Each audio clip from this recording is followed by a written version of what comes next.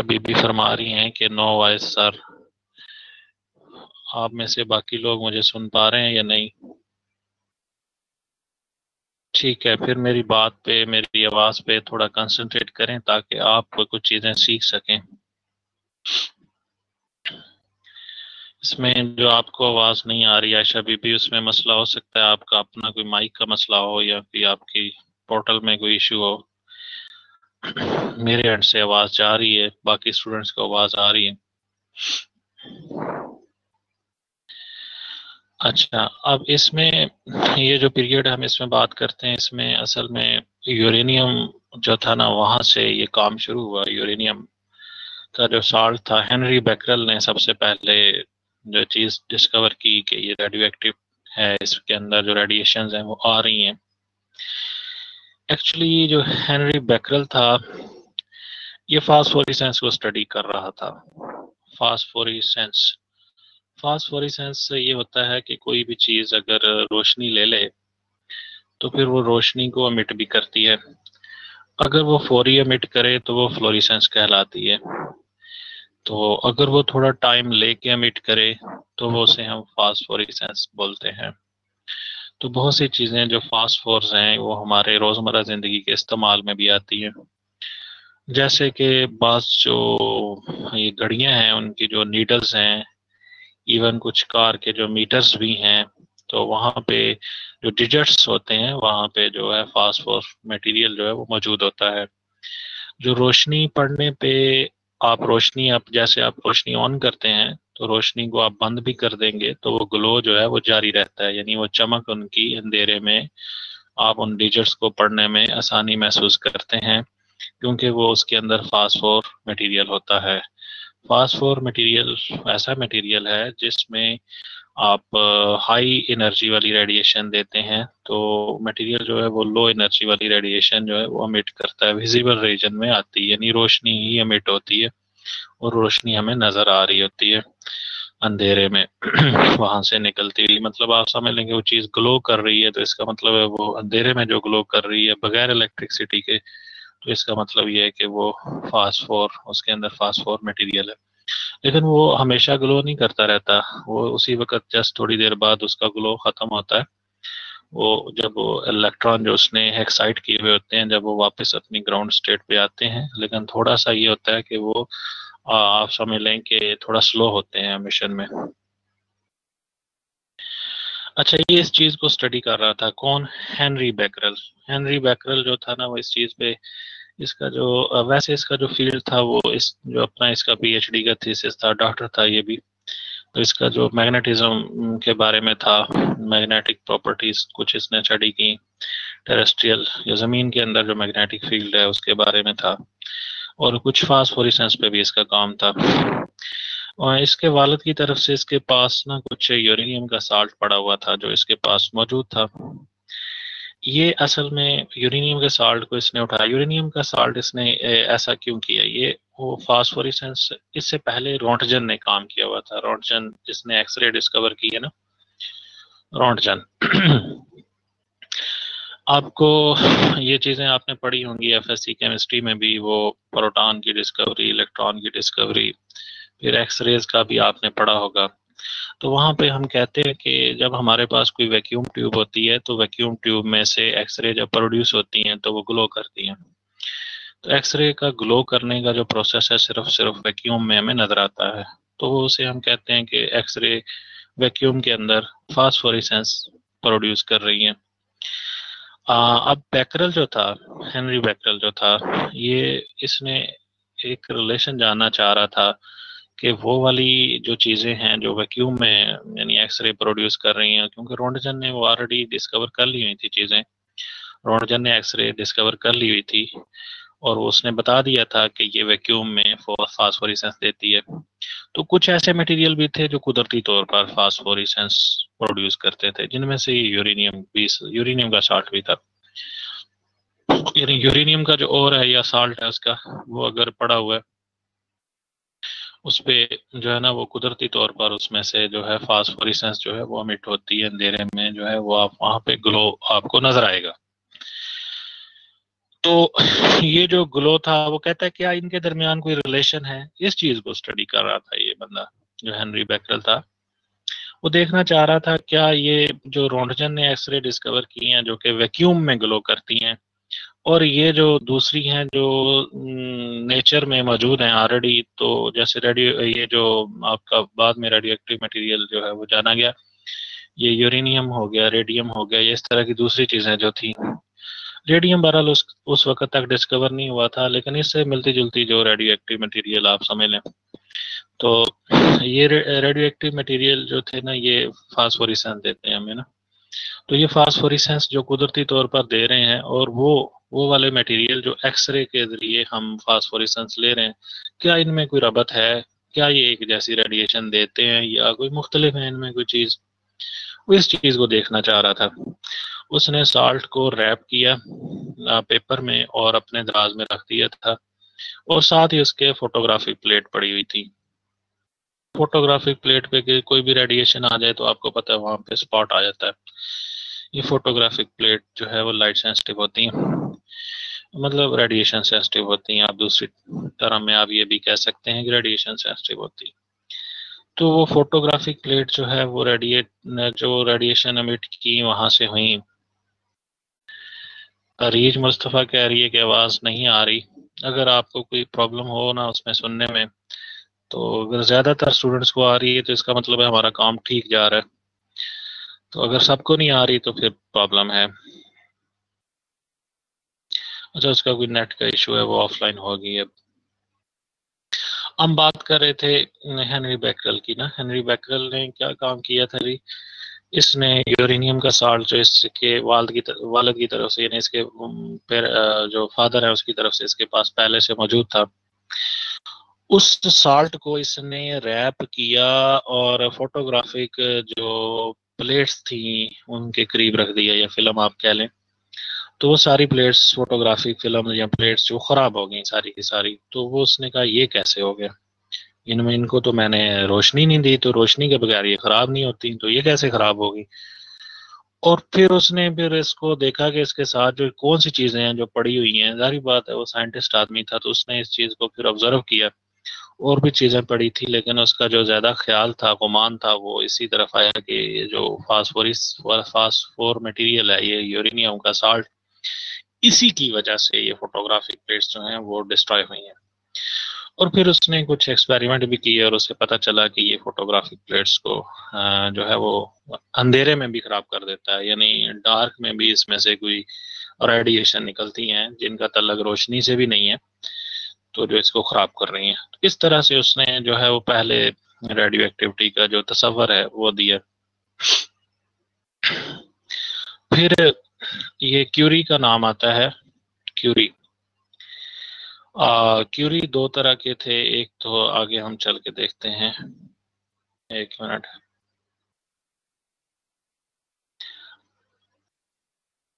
अच्छा, इसको हम बाद में आते हैं, पहले ये थोड़ा सा क्यूरी को देख लें। क्यूरी किधर गई है?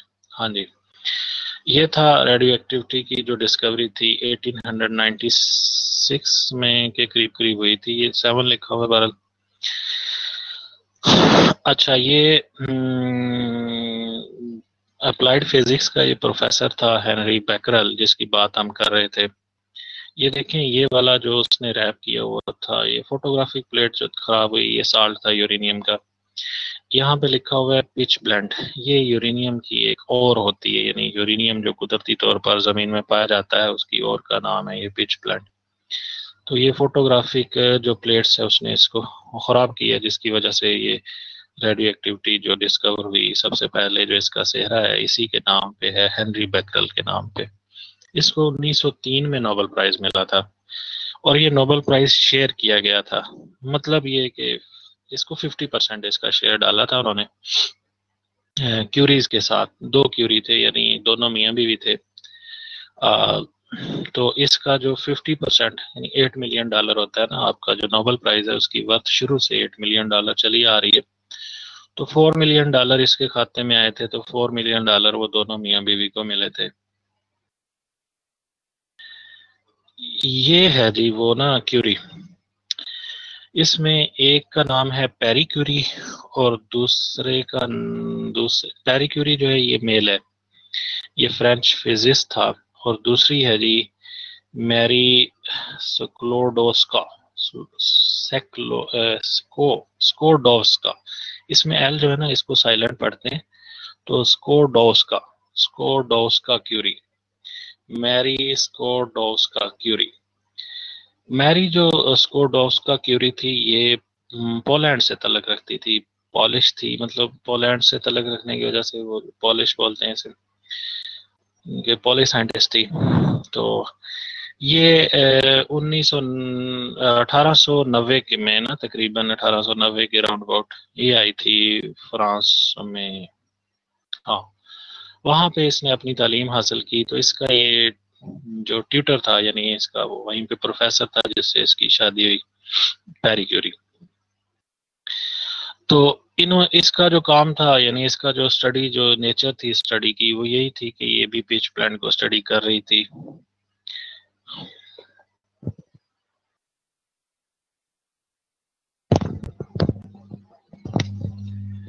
अच्छा, अब ये पिच ब्लेंड जो था ये उस वक्त रेडियो एक्टिव कंपोनेंट के तौर पे जाना गया, क्योंकि ये उसने हेनरी बैकरेल ने बता दिया था इसका। तो ये भी उसी पे काम कर रही थी। उसने बहुत सारा पिच जो था ना यहाँ यूरेनियम के साल्ट, उसमें से इसने अलहदा किया क्यूरी ने। ये दोनों क्यूरीज ने मिलके काम किया, एक प्रोफेसर था, एक ये स्टूडेंट थी। तो क्यूरीज जो इन्होंने पिच ब्लेंड की जो मिनरल आपको नजर आ रही है इसमें से उसने यूरेनियम के साल्ट्स जो थे वो अलग किए। इसी चक्कर में उन्होंने दो एलिमेंट भी डिस्कवर किए। एक जो पहले डिस्कवर हुआ था उसका नाम पोलोनियम रखा गया। अब जो पोलोनियम था ये इसके अपने वतन यानी पोलैंड के उस पे था, पोलैंड पॉलिश, तो पोलोनियम रख दिया। दूसरे को उसने रेडियम का नाम दिया। अब ये रेडियम है ना, ये पोलोनियम आपको पता है ये कहाँ पे आता है पीरियोडिक टेबल में? नहीं पता होगा आपको। ये जो सल्फर ऑक्सीजन सल्फर वाला ग्रुप है ना, ऑक्सीजन सल्फर और उसके नीचे जो है सेलेनियम वगैरह, वहां पे आता है जी पोलोनियम। और रेडियम का भी आपको अंदाजा होना चाहिए ये कहाँ पे आता है, ये अल्कलाइन अर्थ मेटल्स में ना, कैल्शियम, स्ट्रॉन्शियम, बेरियम, और वहां पे ये रेडियम पाया जाता है। रेडियम जो था ये बहुत ज्यादा रेडियो एक्टिव था, और रेडियो एक्टिव यानी खासा रेडियो एक्टिव था, इस वजह से उसने इसे रेडियम का नाम दिया कि इसमें रेडिएशन बहुत ज्यादा है। ये हम बात थोड़ा सा पीछे थे जरा, ये यहाँ पे थे तकरीबन, हम यहाँ पे थे। तो ये सारी कहानी जो है ना बैकग्राउंड में आती है कि जो आप समझ लें कि न्यूक्लियर केमिस्ट्री की जो बैकग्राउंड है उसमें ये सारी स्टोरीज है। आगे जब हम आगे मूव करते हैं तो ये रेडियम का एक मिस यूज भी हुआ है। मिस यूज इसको डिस्कवर तो ये 1998 में क्यूरी ने किया था। तो क्यूरी ने किया, क्यूरी जो मादाम क्यूरी है और वो दूसरा जो पैरी क्यूरी था, इन दोनों को 50% शेयर मिला था नोबेल प्राइज का, यानी $4 मिलियन मिले थे। कब? 1903 में, 1903 में। तो ये रेडियम इसी ने डिस्कवर किया था, क्योंकि ये पिच ब्लेंड पे काम कर रही थी, तो वहीं से इसको रेडियम भी मिला और वहीं से पोलोनियम भी मिला। दोनों के नाम भी इसी ने दिए। अब रेडियम जो था ये ग्लो करता है डार्क में, सारी बात है। ये जितने भी रेडियो एक्टिव मटेरियल होते हैं ये फ्लोरिसेंट होते हैं, फास्फोर होते हैं, ये शो करते हैं फोटोल्यूमिनेसेंस। बहुत से लोगों ने सोचा कि शायद इसका बहुत ज्यादा ना हेल्थ बेनिफिट है, तो उन्होंने इसको हेल्थ बेनिफिट के तौर पर इस्तेमाल करना शुरू कर दिया। ये बात है जी तकरीबन 1920 से ही कहानी स्टार्ट हुई थी और 1928 में ये बात एंड हुई थी। तो उस वक्त तक रेडियम का मिसयूज भी होता रहा। इसमें रेडियम वाटर ये एक जार था, जिसे ये रेडियम जार बोला जाता था। ये मिट्टी का बना हुआ था और उसमें उन्होंने रेडियम मिनरल भी डाली हुई थी। वो कहते थे कि आप इसे पानी को रात को भर के रख दें, इसमें जो हम पानी पीते हैं वही पानी जो है, तो इसको आप सुबह में फिर आप इसे इस्तेमाल करें, उससे आप डेली के 6 गिलास पिए इस पानी के, तो आप जो हेल्दी फील करेंगे। क्योंकि को कहा जाता था कि ये जो रेडियो एक्टिव वाटर है, एक तो ये बैक्टीरिया को किल कर देता है, किसी किस्म का इसके अंदर बैक्टीरिया वायरस या कोई चीज़ रहती नहीं है, क्योंकि इसमें से रेडिएशन एमिट हो रही हैं। और दूसरा ये कि जो रेडिएशन जो रेडियम से निकल रही है, ये हमें बहुत ज़्यादा फ़ायदा देती हैं। उस वक्त जो बहुत सी कंपनीज थी, जो सर्टिफाइड कंपनीज थी, उन्होंने कहा था कि ये रेडियम का कोई नुकसान नहीं है, हेल्थ बेनिफिट ही है इसका, कोई इसका मिस आप समझ लें कि साइड इफेक्ट नहीं है। और ये क्लेम किया गया और ये बहुत सा पैसा भी इस पे कमाया गया। यानी ये जो आप रेडियम वाटर का ये जार बना हुआ है, ये बहुत सारे लाखों करोड़ों की तादाद में ये जार थे, ये बेचे गए। टूथपेस्ट भी इसकी थी रेडियम की।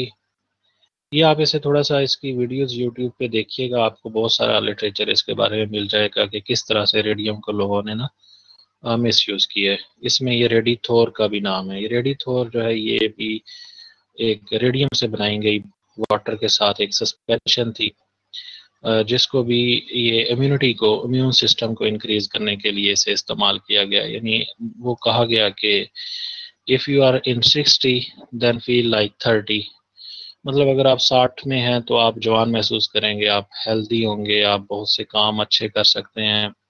तो अगर आपने ये रेडिथोर पिए लिया, डेली आप एक बोतल पिए, इसका बहुत फ़ायदा है। और $1 की एक बोतल थी। और ये भी कहा गया कि ये इवन सेक्स को इम्प्रूव करने के लिए भी ये रेडिथोर जो है ये यूज़ किया जा सकता है। तो इसको प्रमोट किया गया और इसको कुछ लोगों ने बहुत ज़्यादा इसका इस्तेमाल किया। एक बंदा जो था उसने इसकी कोई 15 बोतलें डेली पीता था, तो काफ़ी बोतलें वो पी गया। तो उसका फिर जो है ना वो जबड़ा जो था, ये 1928 में वो लोअर जा जो था वो टूट गया। उसकी हड्डियों में इतना ज़्यादा रेडियो एक्टिव मटेरियल इकट्ठा हो गया कि वहाँ से रेडिएशन निकलना, इंटेंस रेडिएशन निकलना शुरू हो गई, और उसको फिर वो लेड के बॉक्स के ताबूत में बंद करके दफनाया गया कि ये जो रेडिएशन है ये बहुत ज़्यादा, उस वक्त पता चला कि बहुत नुकसानदेह है, फिर इसके इस्तेमाल को रोका गया। कुछ लोगों ने ना उस वक्त जो थे, कुछ कंपनियां थी जो सपोर्ट कर रही थी इसको, क्योंकि पैसा कमाने का एक जरिया बन गया था। ये ज़्यादा काम यूएसए में हुआ, यूएसए और यूके में, तो पैसा कमाने का एक बहुत बड़ा जरिया बन गया था ये रेडियम।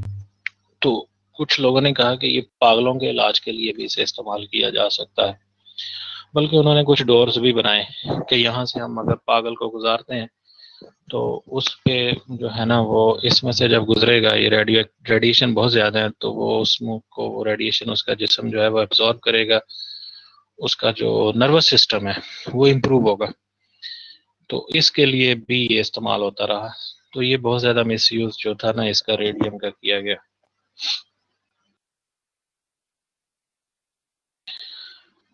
ये तो केमिकल रिएक्शन है और न्यूक्लियर रिएक्शन। आप केमिकल रिएक्शन में देखते हैं कि हम कहते हैं, यार 1 मिनट मैं अटेंडेंस ले लूँ, आप लोग आप इंक्रीज हो गए, सेव यूजर नेम, ठीक है जी। अच्छा, केमिकल रिएक्शंस में हम कहते हैं कि या तो इलेक्ट्रॉन लॉस्ट हुए हैं या गेन हुए हैं या शेयर हुए हैं, लेकिन न्यूक्लियर रिएक्शन में न्यूक्लियस में तब्दीली आती है। और केमिकल रिएक्शंस में या केमिस्ट्री में, जो कि नॉर्मल केमिस्ट्री है, हम कंपाउंड्स की फॉर्मेशन जो है वो पढ़ते हैं। यहाँ पे एक लफ्ज़ हम यूज़ करते हैं ट्रांसफॉर्मेशन का। एक एलिमेंट दूसरे एलिमेंट में ट्रांसफ़र हो रहा होता है न्यूक्लियर रिएक्शंस में। जो केमिकल रिएक्शंस होते हैं इनको टेम्परेचर, प्रेशर जो है, ये चीज़ें जो हैं ये इसके पैरामीटर्स हैं जो इसको अफेक्ट करते हैं। और ये दूसरी सेंस में न्यूक्लियर रिएक्शंस में ये चीज़ें इतनी इम्पोर्टेंट नहीं है। न्यूक्लियर स्टेबिलिटी है, और कोई भी न्यूक्लियस है हम कहते हैं ये कैसे स्टेबल होगा। हम कहते हैं कि न्यूक्लियस के अंदर प्रोटॉन होते हैं और उसके इर्द गिर्द जो है वो इलेक्ट्रॉन्स होते हैं। तो ये इलेक्ट्रोस्टैटिक फोर्स होती है, और ये एक दूसरे को अट्रैक्ट कर रही होती है। हम कहते हैं कि ऑपोजिट चार्जेस अट्रैक्ट करते हैं और लाइक चार्जेस रिपेल करते हैं। लेकिन न्यूक्लियस में प्रोटॉन होते हैं और साथ उसके न्यूट्रॉन होते हैं। तो न्यूट्रॉन पे हम कहते हैं कोई चार्ज नहीं होता। तो फिर क्या चीज़ है जो वो दोनों एक दूसरे को अट्रैक्ट करते हैं, जबकि उनमें इलेक्ट्रोस्टैटिक फोर्स तो है नहीं, वो तो बाहर है। यानी न्यूक्लियस और इलेक्ट्रॉन्स के दरमियान में इनसाइड द न्यूक्लियस क्या है, that is called nuclear force. Nuclear force एक ऐसी फोर्स है जो कि प्रोटॉन और न्यूट्रॉन को आपस में बाइंड रखती है, और एक जो है बहुत ज़्यादा ये स्ट्रांग होगी ताकि वो न्यूक्लियस अपना वजूद बरकरार रख सके।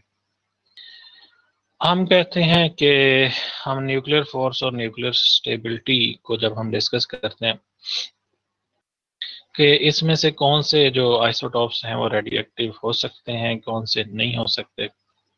हम कहते हैं प्रोटॉन होते हैं न्यूक्लियस में, न्यूट्रॉन्स भी हैं जो कि न्यूक्लियस में proton, more neutrons needed to bind nucleus together. अगर हम प्रोटॉन की तादाद बढ़ा रहे हैं, न्यूट्रॉन की भी बढ़ रही है, तो वो दोनों अगर बैलेंस होंगे तो स्टेबिलिटी होगी, यानी उनमें न्यूक्लियर फोर्स जो है वो मेंटेन रहेगी। कहता है सबसे ज़्यादा इंपॉर्टेंट इसमें न्यूट्रॉन टू प्रोटॉन रेशियो है। न्यूट्रॉन अगर इनमें से प्रोटॉन हम कहते हैं कम हो रहे हैं और मतलब न्यूट्रॉन बढ़ रहे हैं, तो प्रोटॉन जारी बात उसमें कम होंगे। तो हम कहते हैं कि जब ये फ़र्क बढ़ता चला जाएगा न्यूट्रॉन टू प्रोटॉन रेशियो, तो ऐसा एलिमेंट जो है वो रेडियो एक्टिव होगा। फिर ये बात देखी गई कि जो एटॉमिक नंबर जिनका 84 से ज़्यादा होता है वो सारे के सारे रेडियो एक्टिव होते हैं, और यही मेन फैक्टर है, क्रिटिकल फैक्टर है। न्यूट्रॉन टू प्रोटॉन रेशियो जो है ये अनस्टेबल करता है किसी न्यूक्लियाई को। अब हमारे ये सारा कुछ चीज़ें जो थी ये बैकग्राउंड में थी, यानी सीखने के लिए थी। अब हमारा जो मेन फोकस है, हमारा टॉपिक है न्यूक्लियर केमिस्ट्री। न्यूक्लियर केमिस्ट्री क्या है कि इसमें हम न्यूक्लियाई को स्टडी करते हैं। हम देखते हैं कि एक एलिमेंट दूसरे एलिमेंट में तब्दील हो रहा है, और वो कैसे हो रहा है, this is because of nuclear reaction. तो यहीं पे एक और टर्म आती है, दैट इज रेडियो एक्टिविटी। कहता है कि जी हमें पता है कि जितने भी एटम हैं उनमें इलेक्ट्रॉन होते हैं, प्रोटॉन और न्यूट्रॉन होते हैं। इलेक्ट्रॉन शेल में है, प्रोटॉन और न्यूट्रॉन जो है वो न्यूक्लियस के अंदर है। तो एटम का ज़्यादातर स्पेस एम्प्टी होती है, न्यूक्लियस बहुत छोटा सा दरमियान में होता है। इलेक्ट्रॉन का मास इतना ज़्यादा नेग्लिजिबल ही होता है, इतना ज़्यादा नहीं होता। तो हम कहते हैं कि ज़्यादातर स्पेस जो है एटम के अंदर एम्प्टी है। In some types of atoms the nucleus is unstable. कहता है कुछ जगह पे हम देखते हैं, एक मिनट आप लोग फिर इंक्रीज हो गए यार, अटेंडेंस ले लो। In some types of atoms nucleus is unstable and will decay into more stable atom। कहता है बाज में ये होता है कि एटम जो है वो न्यूक्लियस अनस्टेबल है, तो वो एक एटम दूसरे एटम में तब्दील होता है in order to gain the stability. और हम कहते हैं कि जो प्रोसेस है ट्रांसम्यूटेशन का, एक एटम का दूसरे एटम में जाने का जो प्रोसेस है, that is because of radio active decay, और इट इज स्पॉन्टेनियस, यानी ये खुद ब खुद चीज़ें हो रही हैं। उसमें से एक एटम जो कि अनस्टेबल है या न्यूक्लियर अनस्टेबल है, तो उसमें से जो कुछ रेडिएशन हैं वो मिट हो रही हैं और फिर वो स्टेबल न्यूक्लियाई में चला जाता है। अब हम कहते हैं radio activity is the phenomena in which the nucleus of the atom of an element undergoes spontaneous disintegration. अब ये बाद में ये तीन रेज का नाम पता चला, अल्फा बीटा और गैमा रेडिएशन एमिट करके एटम जो है वो दूसरे एटम में तब्दील हो रहा है in order to gain the stability. मकसद क्या है, स्टेबिलिटी हासिल करना। ये इसको हम देख चुके हैं। अच्छा, ये एक और नाम बड़ा इंपॉर्टेंट है, ये रदरफोर्ड का। आपने इसे 9th में भी पढ़ा हुआ है।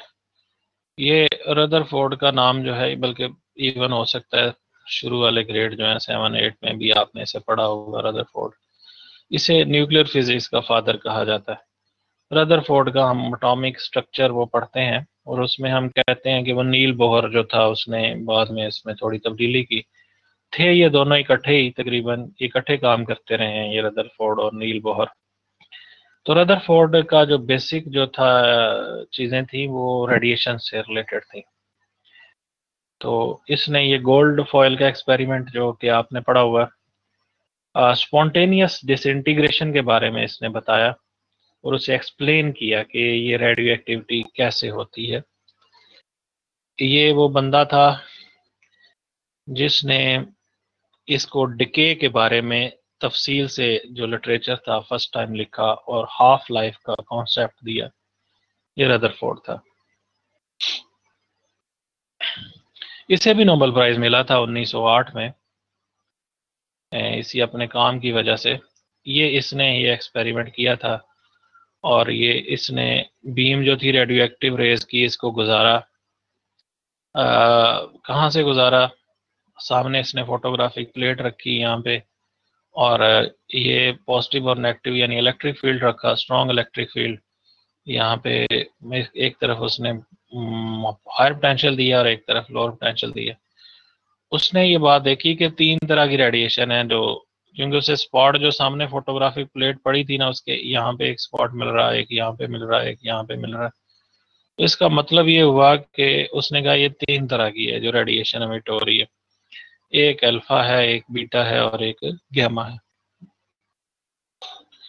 इसमें वो कहता है जो अल्फा है ये सबसे ज्यादा स्लो मूविंग है और ये पॉजिटिवली चार्ज है। क्यों? क्योंकि ये नेगेटिव टर्मिनल की तरफ झुकती है। तो fast moving negatively charge particle जो हैं वो पॉजिटिव प्लेट की तरफ बेंड हो रहे हैं, तो उसको उसने बीटा रेडिएशन का नाम दिया। और फिर कुछ ऐसे भी इलेक्ट्रोमैग्नेटिक रेडिएशंस हैं जो कि जस्ट लाइक फोटॉन्स हैं, जो फील्ड पे उनका असर नहीं हो रहा, उसको उसने गैमा का नाम दिया। बाद में इसकी प्रॉपर्टीज जो थी वो डिस्कवर की गई। ये हैं 3 अल्फा बीटा और गैमा रेस। ये एक हाथ का सिंबल शो किया गया है, यहाँ पे आप देख सकते हैं कि अल्फा पार्टिकल तो इधर ही रुक गया, हैवी है, नहीं पास हो सकता। बीटा पार्टिकल इसमें से तो गुजर गया, लेकिन एल्यूमिनियम फॉयल, ये भी एल्यूमिनियम फॉयल जो इसकी इतनी ज़्यादा थिकनेस नहीं होती, यहाँ से टकरा के ये ख़त्म हो गया। लेकिन एक रेडिएशन थी, थर्ड रेडिएशन, जो कि गैमा थी, जो कि जस्ट समझते हैं हम रोशनी की तरह है, यानी फोटोन की तरह है, क्योंकि इसका हम रेस्ट मास 0 लेते हैं। अल्फा और बीटा का रेस्ट मास है, हम उसमें प्रोटॉन और इलेक्ट्रॉन की बात करते हैं, यहाँ नहीं करते। तो ये गुजर गई हाथ में से, एल्यूमिनियम में से गुजर गई। लेड एक बहुत हैवी मेटल है, बहुत हैवी, तो ये उसमें से भी पास होगी। फिर क्या हुआ? फिर ये कंक्रीट में से भी पास होगी। इसका मतलब है कि ये इसकी पेनिट्रेशन पावर बहुत ज़्यादा है। अल्फा जो है इसमें हम कहते हैं कि ये एक हीलियम का न्यूक्लियस है, इसमें 2 प्रोटॉन है, 2 न्यूट्रॉन है और इसके ऊपर +2 चार्ज, यानी +2 चार्ज के साथ ये मौजूद है, यानी इलेक्ट्रॉन इसमें नहीं है। अगर हम हीलियम के देखें, हीलियम एटम को, तो उसमें 2 इलेक्ट्रॉन भी होते हैं। तो अगर हम इलेक्ट्रॉन के बगैर देखेंगे, that will be alpha particle. तो ये स्टॉप हो गया, कुछ सेंटीमीटर एयर में ट्रेवल कर सका। बीटा पार्टिकल जो थे ये रेडियो एक्टिव एटम से जो निकल रहे थे, ये उसने जो एक्सपेरिमेंट किया था ये रेडियम पे किया था। ये जो बीटा पार्टिकल जो निकल रहे थे, ये उसने कहा इसके ऊपर -1 चार्ज है। ये मतलब आप समझ लें कि ये जो है ये एल्यूमिनियम की जो थिन फॉयल है उसमें से भी पास नहीं कर सकता, ये स्टॉप हो गया। यानी इसकी थोड़ी सी पेनिट्रेशन पावर अल्फा से ज्यादा है। तो जस्ट लाइक ये इलेक्ट्रॉन है, इलेक्ट्रॉन के ऊपर भी नेगेटिव चार्ज होता है। आखिर में हम गैमा रेज की बात करते हैं। गैमा रेज जो थी रेडियो एक्टिव एटम से आ रही थी, जस्ट लाइक इलेक्ट्रोमैग्नेटिक वेव्स थी, और ये तो कंक्रीट में से भी गुजर गई। ये इनकी प्रॉपर्टीज को इकट्ठा जो है वो देखा गया है। अगर हम कंपोजिशन की बात करते हैं तो अल्फा पार्टिकल, बीटा और गैमा जो है हाईली इलेक्ट्रोमैग्नेटिक रेडिएशंस हैं।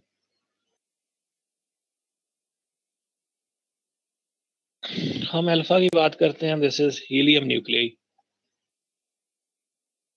बीटा की बात करते हैं, दीज आर इलेक्ट्रॉन्स। और गैमा की बात करते हैं तो इसको हम 0 0 लिखते हैं, मतलब इसकी रेस्ट मास 0 है। इलेक्ट्रॉन के ऊपर नेगेटिव चार्ज है, मास हम इसकी भी तकरीबन 0 के करीब ही लेते हैं। और ये अल्फा पार्टिकल है, यानी 4 इसमें 2 + 2 यानी 2 न्यूट्रॉन 2 प्रोटॉन, और ये 2 प्रोटॉन है। +2 चार्ज है, -1, और इस पे कोई चार्ज नहीं है। मास में भी आप फर्क देख सकते हैं, अल्फा पार्टिकल जो है वो ज्यादा हैवी है, इलेक्ट्रॉन की मास कम है, और फिर ये 0 है। अप्रोक्सीमेट जो एनर्जी है मेगा इलेक्ट्रॉन वोल्ट में, ये अल्फा की अच्छी खासी है, और ये 0.0121 है, और ये जो है 1 मेगा इलेक्ट्रॉन वोल्ट है। पेनिट्रेशन पावर अल्फा की कम है, इसकी काफ़ी ज़्यादा है।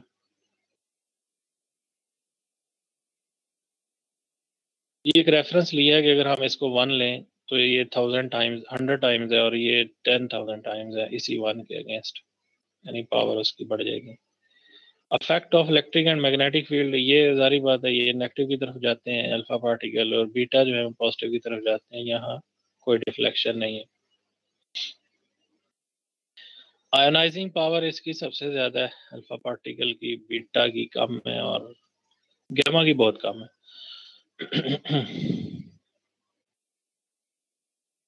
काइनेटिक एनर्जी अल्फा की हाई है क्योंकि हैवी है, तो काइनेटिक एनर्जी होती है ½ mv², तो इसकी ज़्यादा है, कम है, इसकी नहीं है।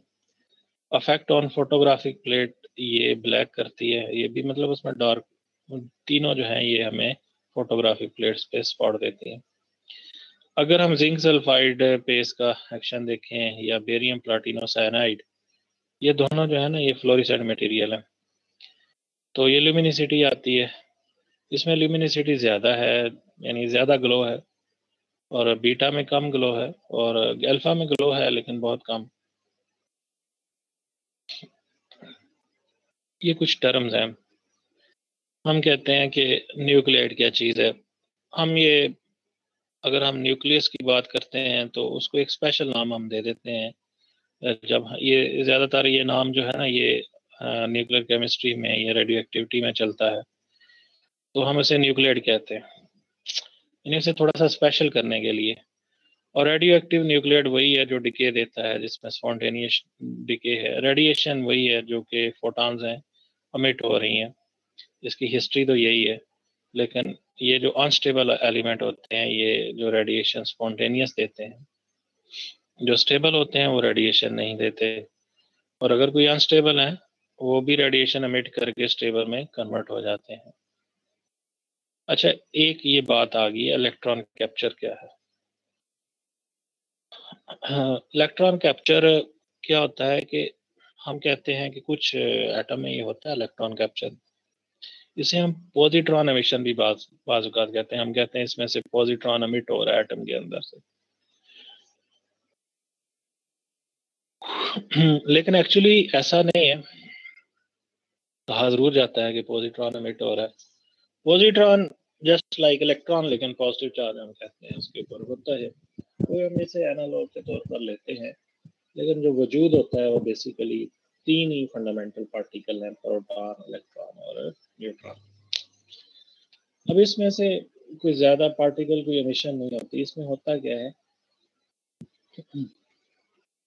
कि न्यूक्लियस जो है वो अपने ही इलेक्ट्रॉन जो उसके इर्द गिर्द रिवॉल्व कर रहे हैं उसमें से किसी एक इलेक्ट्रॉन को पकड़ लेता है और अंदर ले जाता है, यानी उसकी जो प्रोटॉन जो है वो कंबाइन कर जाता है, यानी अंदर जब जाएगा तो प्रोटॉन के साथ रिएक्शन होगा उसका इलेक्ट्रॉन का, और वो न्यूट्रॉन में तब्दील हो जाएगा। यानी अपना ही एक इलेक्ट्रॉन जो कि इर्द गिर्द रिवॉल्व कर रहा है एटम के, न्यूक्लियस के इर्द गिर्द, एटम के अंदर न्यूक्लियस के इर्द गिर्द रिवॉल्व कर रहा है, उसको न्यूक्लियस ही खा जाए, that is called electron capture. तो ऐसा होता है। ये रुथेनियम में यहाँ पे आप देख सकते हैं टेक्नीशियन जो है ये बन रहा है 43, यानी यहाँ पे प्रोटॉन नंबर सारी बात है कम हो गया। प्रोटॉन किस में चला गया, न्यूट्रॉन में। एक प्रोटॉन प्लस इलेक्ट्रॉन जब मिलते हैं दोनों तो they will produce a neutron. तो यहाँ पे एक न्यूट्रॉन बढ़ गया और प्रोटॉन एक कम हो गया। लेकिन ये बाद में 92 ही रहा, क्योंकि this is the sum of electron, this is the sum of proton and neutron. तो यहाँ पे चूंकि एक प्रोटॉन न्यूट्रॉन में चेंज हो रहा है तो ओवरऑल चेंज तो यहाँ पे नहीं आएगी ना, तो वो 92 ही रहेगा। लेकिन यहाँ पे चेंज आएगी, यहाँ पे 44 की बजाय 43, यानी कि इसमें इलेक्ट्रॉन भी कम हो गया, 43 हो गया, और प्रोटॉन भी 43 हो गया। एक इलेक्ट्रॉन भी कम होगा यहाँ पे और एक प्रोटॉन भी कम होगा। अब दोनों के कम होने से एक चीज़ जो पैदा हो रही है दैट इज न्यूट्रॉन। न्यूट्रॉन एक इंक्रीज हुआ है, लेकिन वो यहाँ पे हमें 92 ही हम लिखते हैं, क्योंकि this is the sum of proton and the electron. अब ये देखें, यहाँ पे अगर बीटा एमिट होता है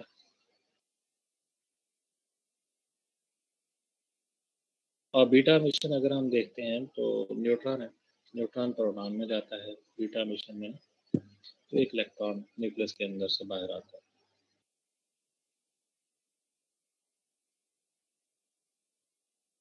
न्यूक्लियस के अंदर से एक इलेक्ट्रॉन जो है वो बाहर आ रहा है, that is called beta particle. फिर है पॉजिट्रॉन एमिशन। पॉजिट्रॉन में ये वही पॉजिट्रॉन है, ये भी जो हम बात कर रहे थे कि इलेक्ट्रॉन कैप्चर है बेसिकली। दूसरी सेंस में हम इसे इलेक्ट्रॉन कैप्चर के प्रोसेस को पॉजिट्रॉन एमिशन भी बोलते हैं। हम कहते हैं इसमें एक प्रोटॉन न्यूट्रॉन में जा रहा होता है। बेसिकली होता क्या है कि प्रोटॉन इलेक्ट्रॉन के साथ कंबाइन करके न्यूट्रॉन का प्रोड्यूस कर रहा होता है।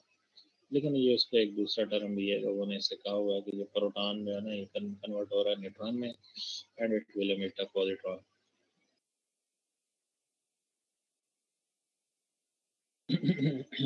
इसके बाद है जी electron capture, proton changing into a neutron, ये हो गया। अच्छा, अब ये देखें यहाँ पे ये वही रिवर्स प्रोसेस है। अगर हम यहाँ पे देखेंगे पॉजिट्रॉन वही चीज़ है, these are two same things.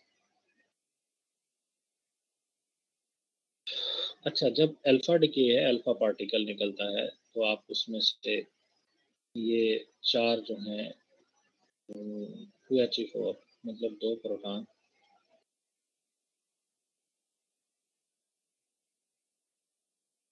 जी जो अनस्टेबल न्यूक्लियाई होते हैं इसमें आमना भी ये चले जाते हैं ऐसे में कि अनस्टेबल जो न्यूक्लियाई है वहाँ पे ये चीज़ होती है। जो स्टेबल है वहाँ पे नहीं होती, यानी जहाँ पे स्पेस ना हो वहाँ नहीं ये हो सकती। जहाँ स्पेस हो वहाँ पे न्यूक्लियस के अंदर चीज़ें जाती भी हैं और निकलती भी हैं, नॉर्मल है ये, इसमें कोई ना होने वाली ऐसी चीज़ नहीं है। बहरहाल ये कि आपकी जो नॉर्मल केमिस्ट्री है उसमें ये नहीं आता, जो इलेक्ट्रॉन जिसमें इन्वॉल्व हैं हम इलेक्ट्रॉन केमिस्ट्री बोलते हैं, न्यूक्लियर केमिस्ट्री में चीज़ें आती हैं या इसको ज़्यादातर फिजिक्स में स्टडी किया जाता है, तो ये नॉर्मल है, आप उसमें परेशान ना हो। अभी हम देखेंगे कि ये न्यूक्लियस के अंदर स्पेस कैसे होती है कैसे नहीं होती, ये हम बड़ी चीज़ें डिटेल में पढ़ने वाले हैं, आप उसमें वरी ना करें। अच्छा, यहाँ पे आप अल्फा पार्टिकल की एमिशन देख रहे हैं, तो आपको ये दो रेड और ये दो जो है ना ये दूसरे कलर के आप समझ लें कि ये थोड़ा ग्रे कलर के जो बॉल्स हैं ये नज़र आ रही हैं, टोटल चार हैं। मतलब इसमें से ये होता है कि दो प्रोटॉन और दो न्यूट्रॉन निकल जाते हैं। हाँ, जब हम कहते हैं बीटा पार्टिकल में एमिशन क्या होता है, आप यहाँ पे आप चेंज देखें, दिस इज अ न्यूट्रॉन, ये जो बॉल है ग्रे कलर की ये न्यूट्रॉन है। अब ये बॉल रेड कलर में तब्दील हो गई। अब रेड कलर में जब तब्दील हुई है तो क्या हुआ है कि इसके अंदर से एक इलेक्ट्रॉन निकल गया, एक बीटा पार्टिकल निकल गया, this is called beta particle emission. तो हुआ क्या है एक्चुअली, यहाँ पे न्यूट्रॉन प्रोटॉन में चेंज हो रहा है एक इलेक्ट्रॉन एमिट करने से, इनके बीटा पार्टिकल एमिट करने से। यहाँ पे पॉजिट्रॉन एमिशन है, यहाँ पे आप देख लें कि एक जो प्रोटॉन है वो क्या हो रहा है, न्यूट्रॉन में चेंज हो रहा है। एक्चुअली यहाँ पे कैप्चरिंग का प्रोसेस हो रहा है। यहाँ पे आप देख लें एटॉमिक नंबर जो था ना वो कम हो गया, 6 से 5 हुआ, यानी ये जो था ना, हम बात कर रहे थे किसकी, रदरफोर्ड की, ये इसने ये जो था ना ये ऑक्सीजन को नाइट्रोजन में चेंज किया था, ये बताया था कि ये कैसे हो रही है। तो वो एक अल्केमिस्ट के बारे में भी एक कॉन्सेप्ट था कि अल्केमिस्ट कौन है जी, एक एलिमेंट जो सोना बनाने वाले जो थे तो उसके एलिमेंट में चेंज कर रहे थे, उन्होंने बहुत से एक्सपेरिमेंट किए, वो वेस्ट ही था, डार्क पीरियड था। लेकिन एक्चुअली ये एक एटम का दूसरे एटम में चेंज होना ही बेसिकली उनका भी यही थीम था कि एक एटम दूसरे एटम में चेंज हो रहा है। तो यहाँ पे हो रहा है, यहाँ पे देखेंगे कार्बन जो था वो बोरॉन में तब्दील हुआ। कैसे तब्दील हुआ? इसने एक जो था ना वो पॉजिट्रॉन एमिट किया, मतलब एक इलेक्ट्रॉन कैप्चर किया। ये थोड़ा सा इनका ना इकट्ठा व्यू दिया गया है, मैं इसे थोड़ा बड़ा करके आपको, ये अल्फा पार्टिकल है, वही चीजें बताई गई हैं। और जो मास नंबर है ये 4 कम होता है और एटॉमिक नंबर 2 कम हो जाता है। और इसमें इसकी एग्जांपल है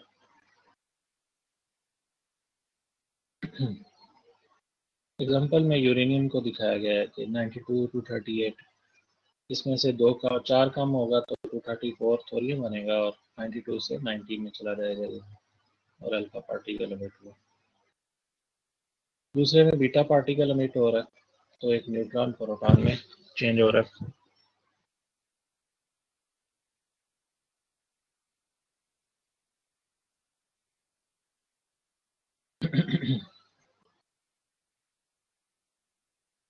न्यूट्रॉन टू प्रोटॉन रेशियो है भाई ये। यहाँ पे आप समझ लें कि इसमें एटॉमिक नंबर में कोई चेंज नहीं आ रही, एटॉमिक मास नंबर में चेंज नहीं आ रही, एटॉमिक नंबर में चेंज आ रहा है। एक चीज एक प्लस हो रहा है बीटा पार्टिकल के एमिशन से। गैमा से कुछ भी नहीं हो रहा, 0 0 है। इसमें जस्ट आप समझ लेंगे इसमें से रेडिएशन जो है वो एमिट हो रही है। पॉजिट्रॉन एमिशन में जो है आपका एटॉमिक नंबर जो है वो कम हो रहा है, मास नंबर में कोई तब्दीली नहीं आ रही। तो ये न्यूट्रॉन प्रोटॉन रेशो है, ये इसकी हम आगे से पढ़ेंगे डिटेल से। अब हम कहते हैं कि nuclear reactions, kinds of nuclear reaction, एक तो हम कहते हैं कि स्पॉन्टेनियस न्यूक्लियर डिके है, जिसे हम पहले पढ़ेंगे। इसमें हम रेडियो एक्टिव न्यूक्लियर की बात करते हैं। एक न्यूक्लियर जो है वो दूसरे न्यूक्लियर में तब्दील हो रहा होता है और इससे कोई चीज़ इनिशिएट नहीं करती है, कोई बहुत चीज़ें होती हैं स्पॉन्टेनियस है। दूसरे न्यूक्लियर रिएक्शंस भी हैं जिसमें इनिशिएशन भी है होती है, और एक जिसमें हम फिशन फ्यूजन या ट्रांसम्यूटेशंस की बात करते हैं। हम कोई पार्टिकल दूसरे एक न्यूक्लियर के ऊपर बम्बार्ड करते हैं और न्यूक्लियर उसको कैप्चर करता है, तो उसमें फिर फ्यूजन या फिशन या जो भी प्रोसेस है वो होता है, वो हम बाद में डिस्कस करेंगे। फिर हम बात करते हैं नेचुरल और आर्टिफिशियल रेडियो एक्टिव सीरीज की। सीरीज ऑफ एलिमेंट जो सक्सेसिव डिसइंटीग्रेशन से हमें रेडियो एक्टिव एलिमेंट, नए रेडियो एक्टिव एलिमेंट्स की तरफ लेके चली जाती है, तो इसे हम रेडियो एक्टिव सीरीज बोलते हैं। अच्छा, इसमें अल्फा बीटा और गैमा ये रेडिएशन जो है वो एमिट होती हैं, लेकिन अल्फा गैमा चूंकि एटॉमिक नंबर या मास नंबर में कोई तब्दीली नहीं लाती, तो इसलिए जो इम्पोर्टेंट रेडिएशन है वो अल्फा और बीटा बचती है। यानी अगर अल्फा पार्टिकल एमिट होगा तो एटम दूसरे एटम में चेंज होगा, बीटा निक होगा तो भी दूसरे एटम में चेंज होगा। अब बीटा पॉजिटिव या बीटा नेगेटिव भी बोला जाता है, यानी पॉजिट्रॉन एमिट हो रहा है या फिर इलेक्ट्रॉन एमिट हो रहा है, उसे हम प्लस बीटा और प्लस माइनस बीटा की शक्ल में लेते हैं। अब इसमें वेट कीजिएगा, एक मिनट, बेल एक मिनट वेट कीजिए।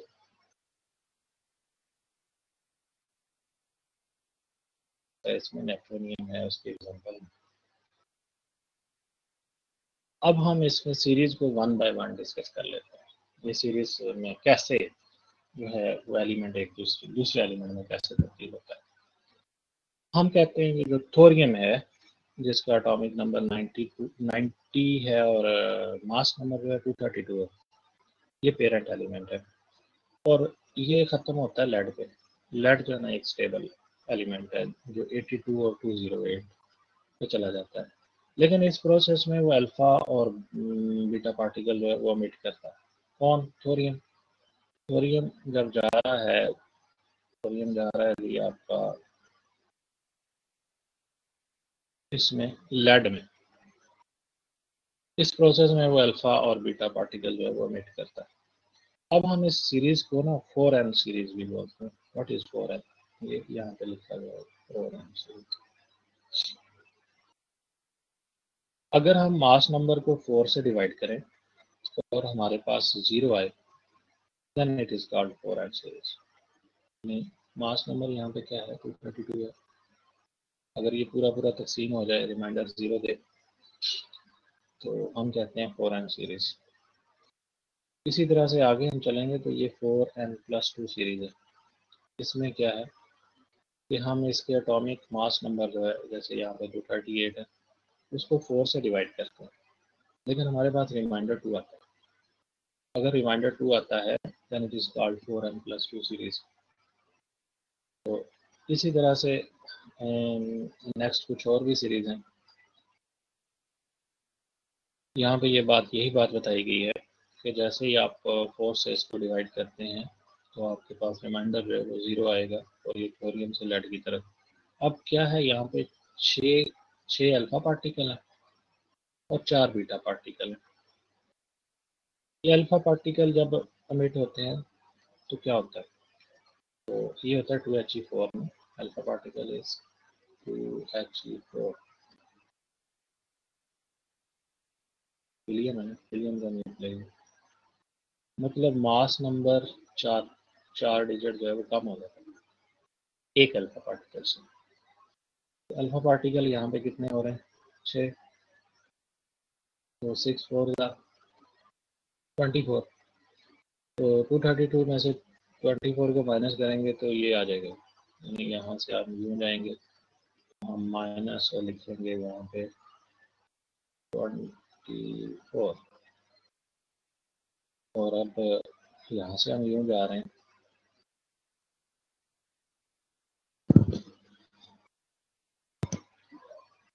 Some heavy particle. अच्छा, इसमें क्या हो रहा है कि 90 जो है ना वो 82 में जा रहा है। अब क्या हो रहा है कि इसमें अल्फा पार्टिकल कितने थे? 6। तो 6 2 12। तो मतलब इसका जो एटॉमिक नंबर है वो 12 कम हो गया। लेकिन साथ ही बीटा पार्टिकल भी हैं जो एमिट हो रहे हैं।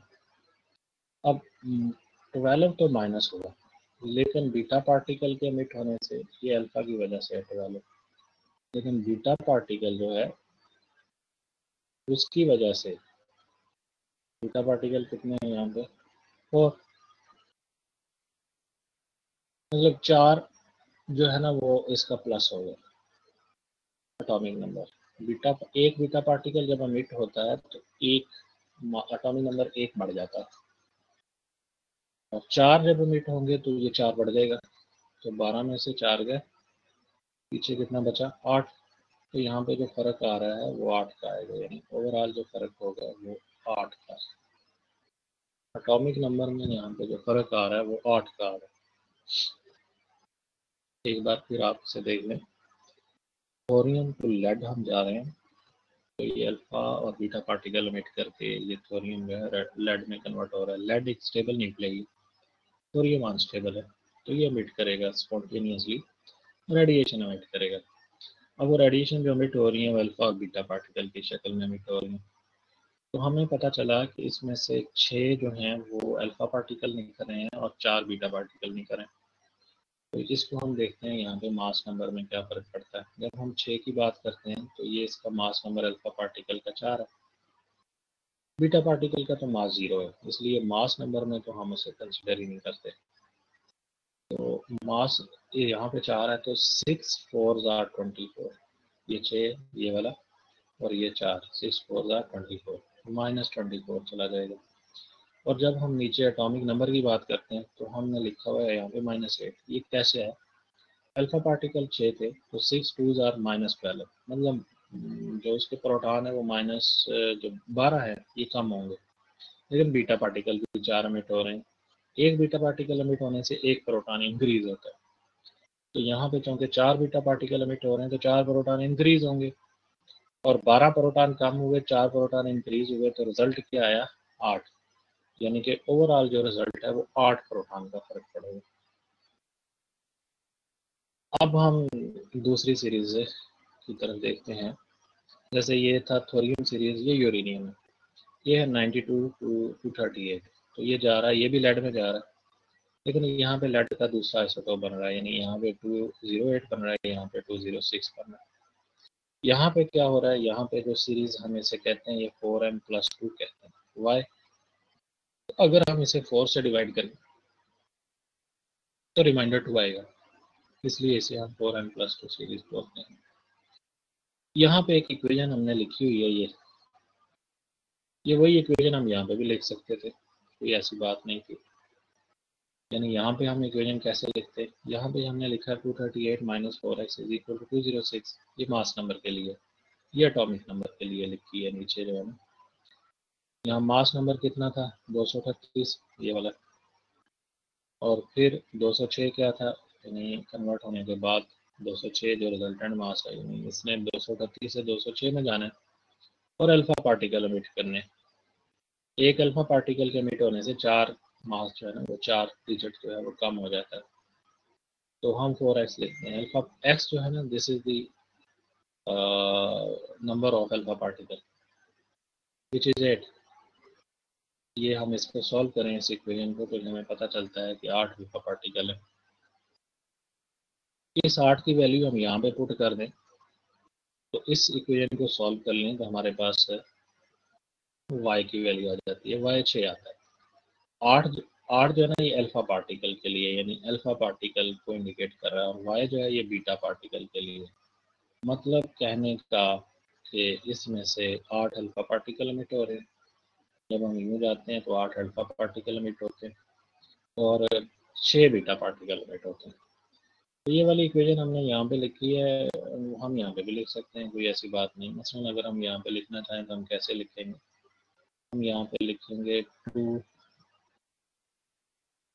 232 - 4x, ये 4x ऐसे ही रहेगा, और रिजल्ट हमारे पास क्या आएगा, दूसरी तरफ 20, वहाँ पे 6 था ना, यहाँ पे 208 आएगा। ये रिजल्ट है, ये इक्वेशन हम यहाँ पे लिख सकते हैं। इसको सॉल्व करेंगे हमें पता चलेगा कि x की वैल्यू जो है वो 6 आ गई। और ये वाली इक्वेशन जो y वाली है, ये भी हम यहाँ पे लिख सकते हैं ऐसे ही। यहाँ हम 92 की जगह फिर 90 लगा देंगे, और 2x और y वैसे ही रहेगा, और 82 की जगह पे 82 ही रहेगा, यानी सिर्फ 92 चेंज होगा, तो यहाँ पे हम 90 लगा देंगे। जी, आप लोगों को समझ आ रही है ये सारी बातें जो मैं कर रहा हूँ?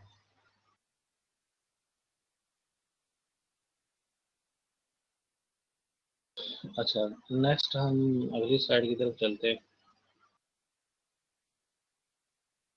अच्छा, एक बात आपको मैं बता दूं पेपर के हवाले से, जैसे ना आपको सारा सिलेबस तैयार करना पड़ेगा, क्योंकि पेपर में आपकी मिक्सिंग होगी। यानी आप ये नहीं कह सकते कि हम ये है पेपर केमिस्ट्री को छोड़ दें तो हमारे सवाल हल हो जाएंगे, ऐसा नहीं होगा।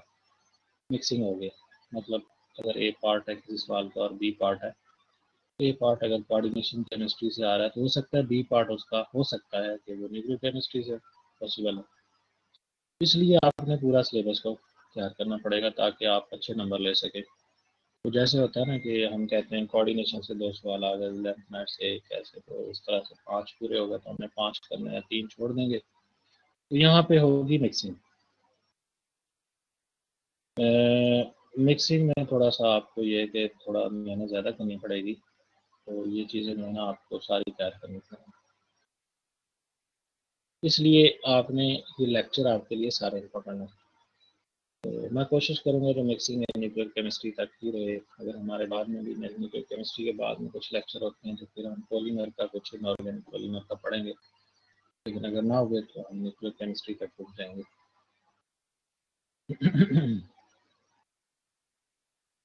हाँ, ये बात आपको कंफर्म है कि जो पढ़ाऊँगा वही दूँगा, कभी भी कोई ऐसी चीज़ नहीं आएगी जो आपने नहीं पढ़ी हो।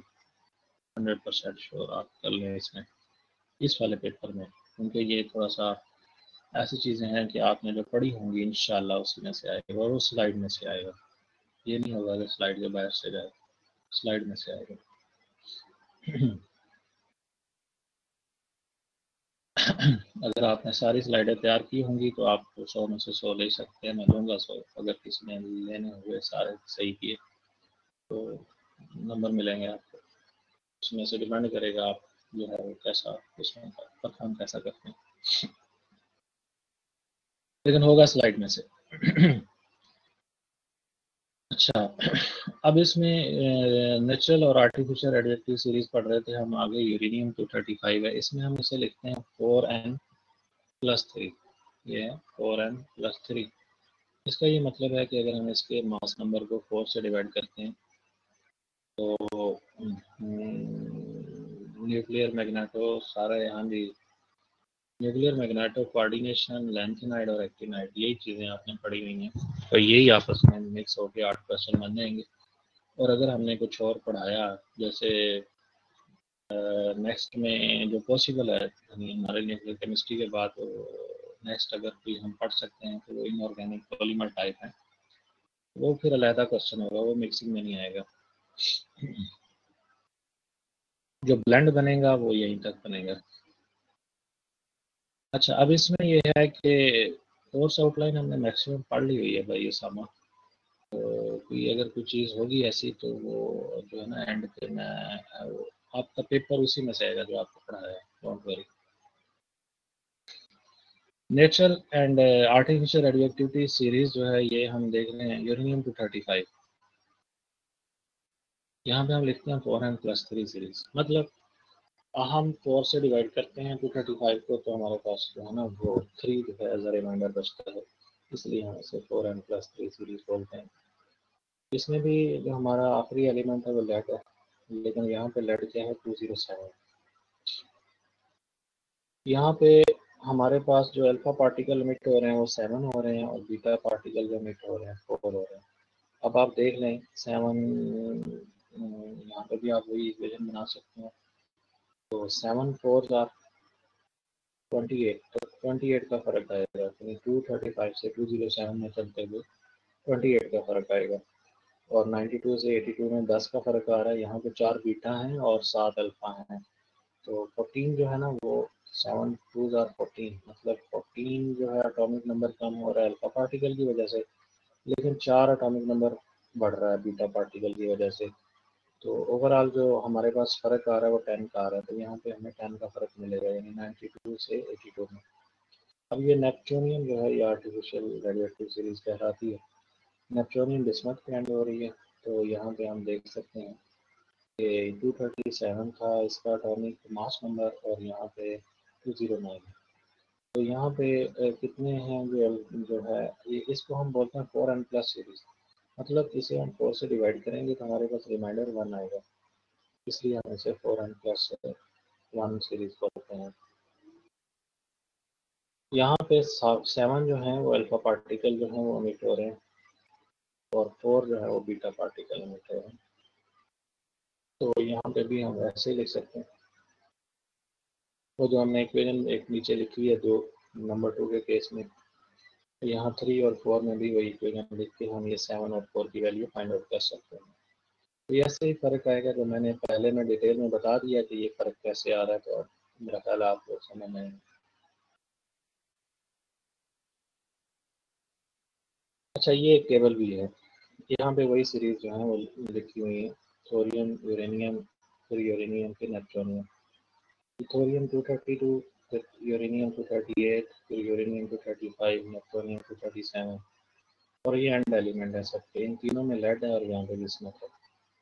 तो यहाँ पे आप देखें 6 अल्फा पार्टिकल, 4 बीटा पार्टिकल, यहाँ 8 अल्फा, 6 बीटा पार्टिकल, यहाँ 7 अल्फा, 4 बीटा, 7 अल्फा, 4 बीटा, मतलब मुख्तलिफ जो है वो अल्फा और बीटा पार्टिकल की तादाद मुख्तलिफ depending upon the mass number और एटॉमिक नंबर जो है, इन पर डिपेंड करते हुए ये अल्फा बीटा पार्टिकल जो है वो इमिट हो रहे हैं, ये स्टेबल न्यूक्लियर में कन्वर्ट हो रहे हैं।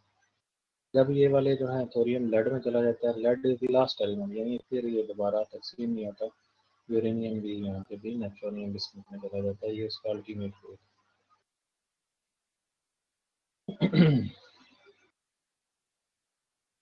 अच्छा जी, अब अच्छा अब हम काइनेटिक्स डिस्कस करते हैं, लेकिन मेरा ख्याल है अब आप थोड़ी सी ना रेस्ट कर लें, फिर हम कैनेटिक्स डिस्कस करेंगे।